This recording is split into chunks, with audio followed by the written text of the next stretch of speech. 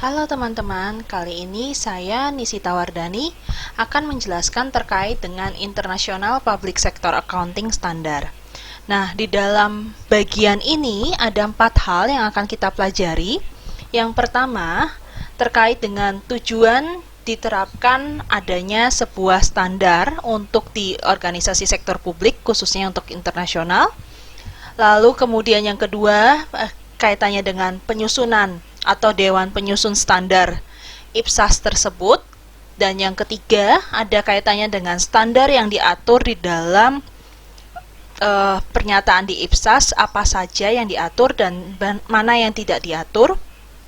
Yang terakhir adalah kaitannya dengan bagaimana praktek penerapannya, apakah unggul dengan menggunakan IPSAS atau tidak, lemahnya seperti apa.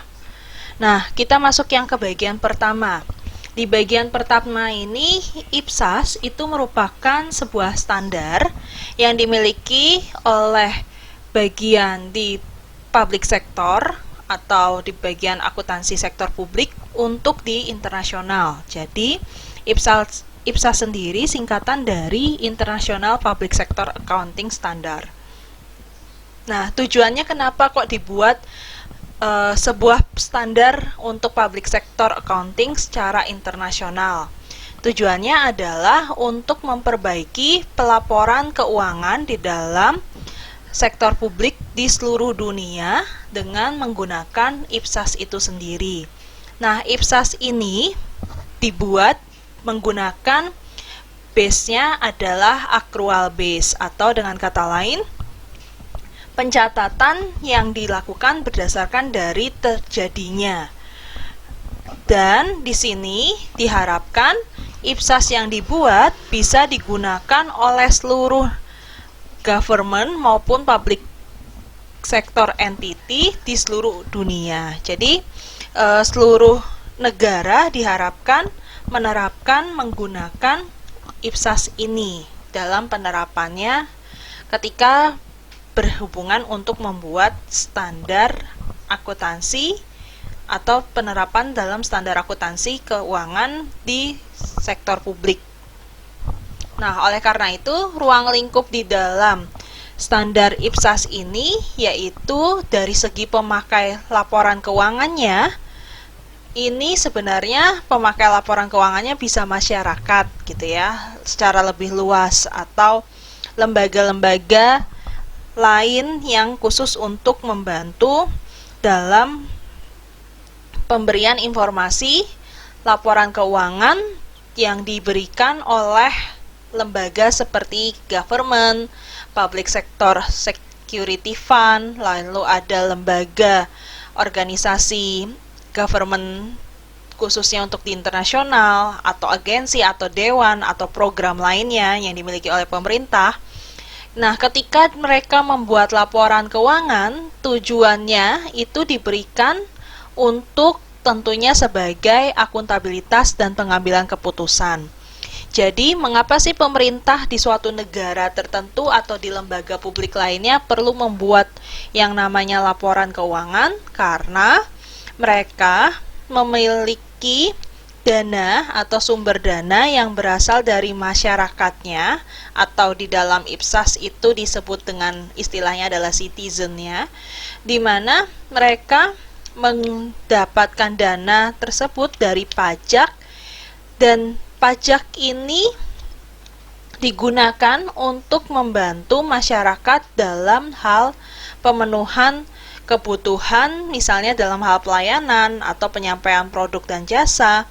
Nah, pelayanan ini pun juga bisa teman-teman lihat ketika misalnya sumber penerimaan negara berupa pajak di negara Indonesia itu bisa dilihat dengan adanya beberapa pembangunan infrastruktur yang guna untuk memajukan perekonomian negara ataupun keberlangsungan negara ini sendiri.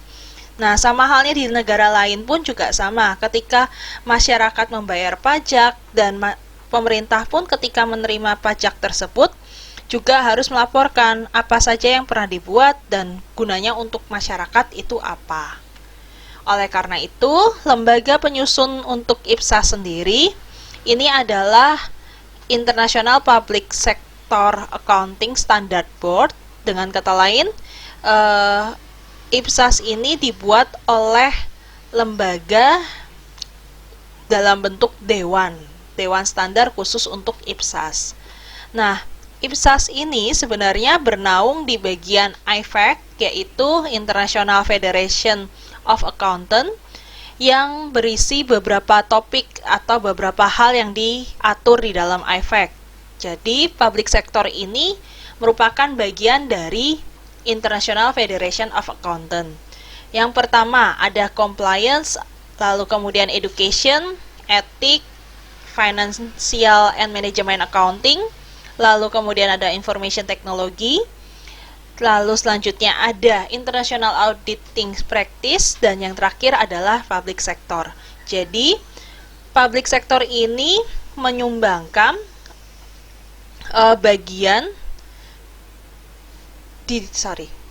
maksud saya IFAC ini di dalamnya ada public sector yang menyumbangkan untuk bagian di mana dibuatlah standar yang berbentuk yaitu IPSAS ini sendiri.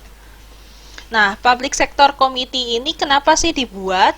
Yang pertama, dengan tujuan untuk sebenarnya adalah akuntabilitas atau penyajian laporan keuangan dan termasuk dengan pengambilan nanti untuk keputusannya seperti apa. Oleh karena itu, public sector committee ini nantinya menyusun atau disusun dengan harapan adanya standar akuntansi dan auditing yang digunakan bisa secara sukarela. Jadi, penggunaan IPSAS ini sebenarnya diharapkan bisa digunakan oleh seluruh dunia. Namun, prakteknya balik lagi, apakah seluruh dunia ini bisa menerapkan? Oleh karena itu, IPSAS juga menerapkan perlakuan standar ini dengan cara bagaimana, yaitu negara-negara diberikan dengan cara sukarela untuk mengadaptasi hal tersebut. Lalu yang kedua, program untuk pendidikan dan penelitian. Maksudnya program pendidikan dan penelitian ini public sector accounting, khususnya untuk di bagian komitenya, ini membuat standar untuk membantu agar nantinya bisa bagian pendidikan dan penelitian ini bisa menerapkan standar dengan baik untuk di public sector dengan sebagaimana mestinya. Lalu yang ketiga, diharapkan adanya IPSAS ini dapat menunjang yaitu pertukaran informasi organisasi. Mengapa? Karena sudah dibuat secara lingkupnya yaitu secara luas. Harapannya dengan adanya penggunaan standar akuntansi yang berlaku seluruh dunia, mereka bisa saling bertukar informasi ataupun saling bertukar pengambilan keputusan, gitu ya, informasi untuk pengambilan keputusan tentunya untuk di seluruh organisasi yang berada di bawah naungan pemerintahan atau kaitannya dengan public sector. Lalu di dalam standar-standar ini, IPSAS mengatur apa saja? IPSAS sendiri jumlahnya ada 42 standar atau 42 pernyataan standar, mulai dari bagian presentation of financial statement hingga sampai di bagian social benefit. Nah, di dalam bagian-bagian ini tentunya ada beberapa hal yang diatur. Oleh karena itu nanti teman-teman bisa membuka informasi lebih lanjut di dalam IPSAS in your pocket. Sehingga kita lihat lagi kalau dari penjelasan di awal hingga sampai di sini, dengan kata lain, keunggulannya menerapkan IPSAS adalah jelas seluruh negara menggunakan standar yang sama, bisa nanti digunakan untuk komparabilitas atau perbandingan kualitas laporan keuangan satu dengan kualitas negara yang lainnya atau lembaga pemerintahan satu dengan lembaga pemerintahan yang lainnya. Namun, balik lagi, kelemahannya apakah semua negara itu sanggup untuk menerapkan hal tersebut? Contohnya, bagaimana dengan di Indonesia? Apakah dia menerapkan IPSAS secara keseluruhan atau tidak? Nah, tentunya sebenarnya balik lagi ke kondisi negaranya, antara sanggup atau tidak, lemah atau tidak SDM yang dimilikinya, atau tenaga kaitannya dengan teknologi industri, teknologi informasinya, apakah dia bisa menerapkan untuk IPSAS ini sendiri atau tidak, termasuk Dewan Standarnya pun apakah bisa mengkonversi seluruh pernyataan IPSAS tersebut ke dalam yang praktek yang berlaku di negaranya. Sekian penjelasan saya terkait dengan penjelasan IPSAS atau International Public Sector Accounting Standard. Jika ada pertanyaan silahkan komen di kolom bawah ini dan jangan lupa subscribe untuk nantikan video selanjutnya. Terima kasih.